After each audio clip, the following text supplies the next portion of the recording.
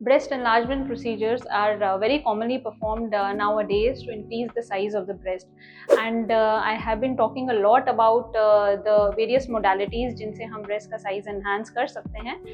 You can refer to our previous videos on our YouTube channel and subscribe to our channel for further knowledge about the procedures.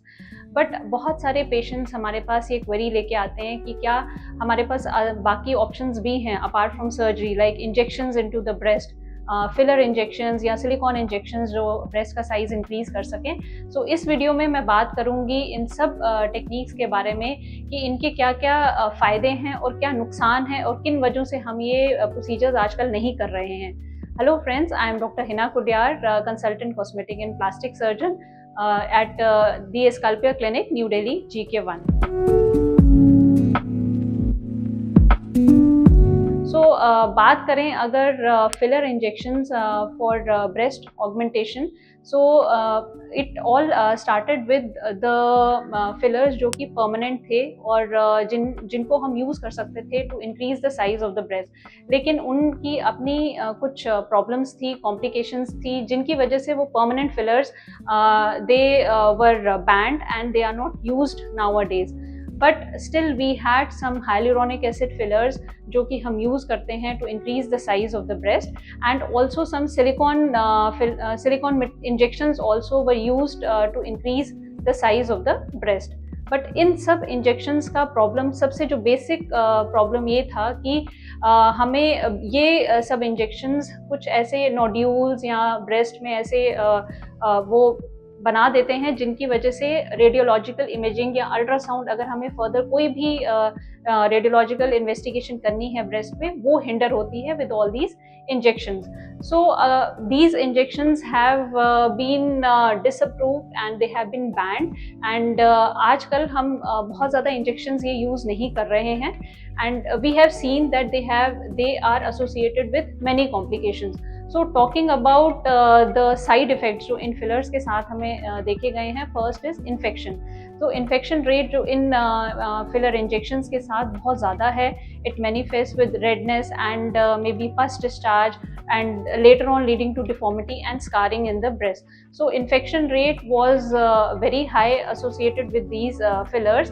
दूसरा जो बहुत commonly side effect जो इनके साथ देखा गया है वो है माइग्रेशन ऑफ दिस फिलर्स. तो बहुत बार क्या होता है, जो भी फिलर हम ब्रेस्ट में इंजेक्ट करते हैं वो माइग्रेट कर जाता है उन एरियाज में जहाँ पे हमने ट्रीटमेंट नहीं किया है, जहाँ हमने फिलर्स नहीं डाले हैं. सो वो जो माइग्रेशन है वो प्रेजेंट करता है सबक्यूटेनियस नोड्यूल्स ब्रेस्ट के नीचे या मेमोरी इंट्रा मेमोरी फोल्ड में.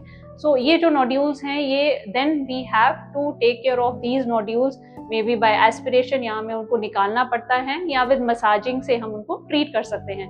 सो ये दो कॉम्प्लिकेशंस थी जो बहुत कॉमनली इनके साथ देखी गई हैं. थर्ड है कि अगर हम ये फिलर इंजेक्शन से ब्रेस्ट का साइज इंक्रीज करते हैं तो डेफिनेटली विद टाइम वो डिग्रेड हो जाते हैं and the breast size comes back to the normal after a certain period of time, जब तक वो फिलर्स रहते हैं. और लॉन्ग टर्म में ये फिलर्स जो हैं ये ब्रेस्ट में नोड्यूल्स भी एज प्रेजेंट करते हैं और ब्रेस्ट की शेप को भी डिफॉर्म कर सकते हैं.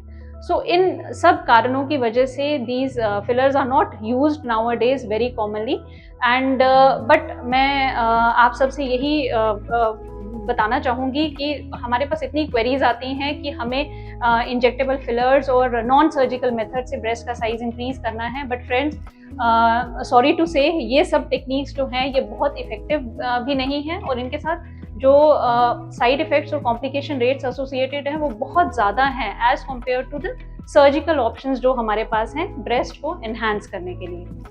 So now if we talk about the treatment options जो कि safe हैं, effective हैं for increasing the size of the breast, we have two modalities.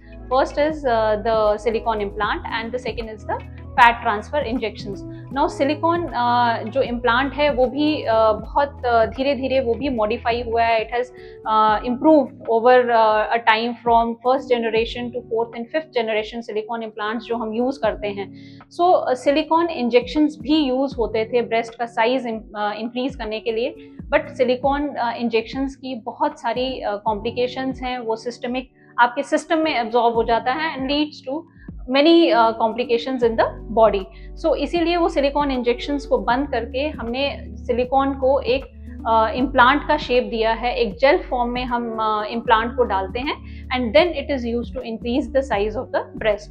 सो जो implant augmentation, breast augmentation by implant है, वो मोस्टली हम उन पेशेंट्स में करते हैं जिनमें हमारे पास फैट का ऑप्शन नहीं है, हम उनकी बॉडी में फैट हार्वेस्ट नहीं कर सकते हैं, या उन फीमेल्स में जिनको अपना ब्रेस्ट साइज ज़्यादा इंक्रीज करना है and due to some professional requirements they want कि हमें इम्प्लांट ही डालना है, एंड उन फीमेल्स में who want a single stage procedure.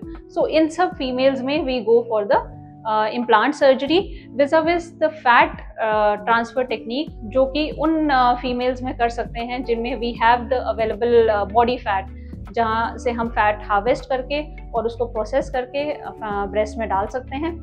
Then secondly वो फीमेल क्लाइंट्स जिनको जो कि दे आर ओके कि that they can go for the second stage और the third stage if required with the fat transfer, क्योंकि fat transfer से हम बहुत ज़्यादा प्रोजेक्शन, बहुत ज़्यादा साइज इंक्रीज नहीं कर सकते हैं in one stage. So we always prime the patients that you might have to undergo second और थर्ड स्टेज ऑल्सो. एंड उन फीमेल्स में जिनको बहुत ज़्यादा प्रोजेक्शन नहीं चाहिए, who are happy with the natural looking breast and they just want a subtle increase in their breast size. So ये दोनों modalities जो हैं breast का size increase करने के लिए, they are the most commonly performed procedures and they are safe and effective and they are permanent. So friends, I hope आपको ये वीडियो पसंद आएगा and I have made myself very clear कि if you want to go ahead with the breast enlargement procedures, आपको कौन से procedures कराने चाहिए and you should not look for the non-surgical options and even the application of some creams to increase the size of the breast. And you should always consult an expert जो आपको guide कर सके कि कौन सा procedure आपके लिए best है, कौन सा प्रोसीजर आपको सेफ और इफ़ेक्टिव तरीके से ब्रेस्ट साइज इंक्रीज करेगा. And I hope I have been able to answer your questions. फिर भी अगर आपको कोई भी डाउट है, you can write in the comments below. We will try to answer your questions and I hope you like this video and you can also subscribe to our YouTube channel for further notifications. Thank you.